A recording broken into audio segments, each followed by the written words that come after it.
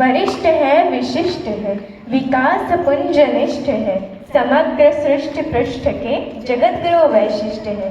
ऐसे हमारे माननीय अध्यक्ष महोदय श्री बैठे मैम, सभी मंचस्थ महानुभाव, हमारे श्री समर्थ पब्लिक स्कूल के एक सितारे और स्कूल का यशस्वी नेतृत्व संभालने वाले आदरणीय प्राचार्य महोदय, आदरणीय उप प्राचार्य महोदय एवं यहाँ पर उपस्थित सभी छात्रगण, मैं स्नेहा विष्णु वैराले कक्षा 7वीं स्कॉलर से आज के गणतंत्र दिन पर कुछ विचार अभिव्यक्ति हेतु आप सभी के समक्ष उपस्थित हूँ।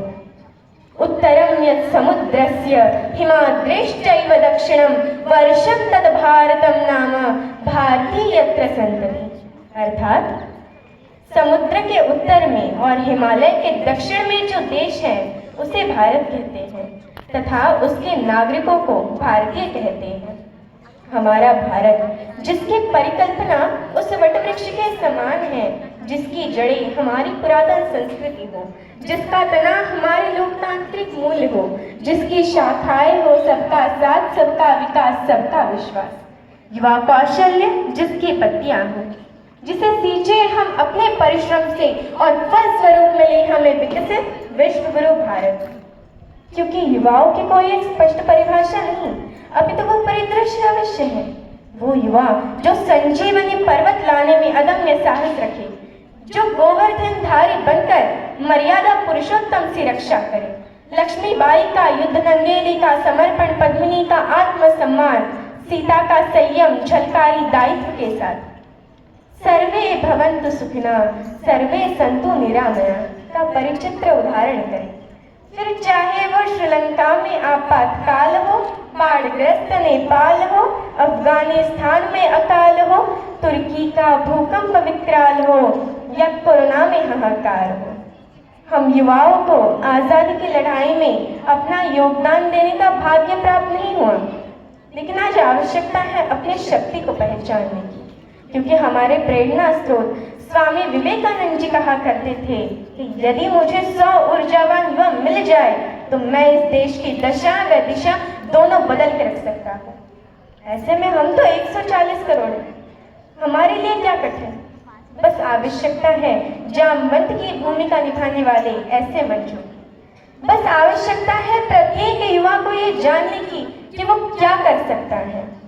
जिस भी युवा को आध्यात्म में रुचि हो वो धर्म का प्रचार करे, शास्त्रों से परिपक्व युवा सरोजनी नायडू बनकर भारतीय संस्कृति को विदेशों में परिचित करे, तकनीक जानने वाला युवा अब्दुल कलाम बने, IIT NIT से पढ़ने वाला छात्र नासा के लिए नहीं अपितु इसरो के लिए काम करे। हम क्रिकेट, हॉकी, फुटबॉल, कबड्डी खेले तो भारत के लिए खेले। यदि कोई हेमा दास दौड़कर नारी सशक्तिकरण का उदाहरण देती हुई स्वर्ण जीते तो वो भारत के लिए जीते। हमारी गांव के युवा आगे आए और देश हित में नीरज चोपड़ा की तरह भाला फेंके। रचनाएं ऐसे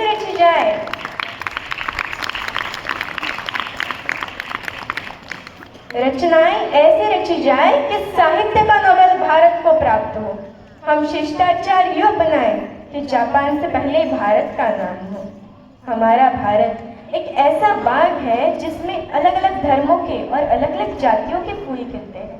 हमें उन व्यापारियों की जरूरत नहीं है जो व्यापार करने के लिए फूलों को डालियों से अलग कर दे।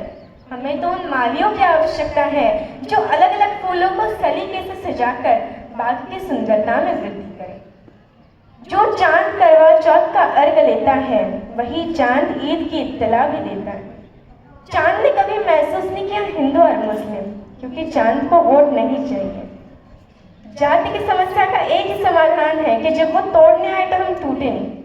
जिन समाचार पत्रों में द्वेष की खबरें छपे उन्हें हम पढ़ना बंद कर दें तो समाचार पत्र अपने आप सुधर जाएंगे।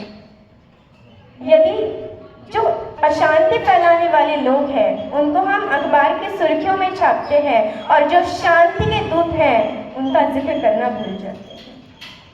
यदि हमने अपने धर्म, अपनी जाति को अपने घर तक सीमित कर लिया और पूरे देश के लिए एक धर्म ग्रंथ सुनिश्चित कर लिया, वो भारत का संविधान, तो ना तो फिर किसी को वंदे मातरम बोलने में आपत्ति होगी, ना किसी को भारत माता की जय बोलने में आपत्ति होगी। तो चलिए हम सभी मिलकर ये मंत्र एक बार बोलते हैं, बिना ये सोचे हम हिंदू हैं, मुस्लिम हैं, उच्च जाति से, नीच जाति से, भाजपा से, कांग्रेस से, एक बार भारतीय होकर बोलते हैं, वंदे वंदे भारत माता की, भारत माता की। बस यही जोश बना रहना चाहिए। जब संगीत से पूछा गया तुम्हारी जाति क्या है, तो संगीत ने कहा मुझे मोहम्मद रफ़ी भी चाहिए और लता मंगेशकर भी। हमें भारतीय राजनीति में पंडित अटल बिहारी वाजपेयी भी चाहिए और एपीजे अब्दुल कलाम भी। इसके साथ मैं इतना कहना चाहूँगी और आप सभी को आह्वान करना चाहूँगी कि उठो जवान देश की वसुंधरा पुकारती, उठो जवान देश की वसुंधरा पुकारती, ये देश है पुकारता पुकारती माँ भारती, पुकारती माँ भारती। जय हिंद, जय भारत, धन्यवाद।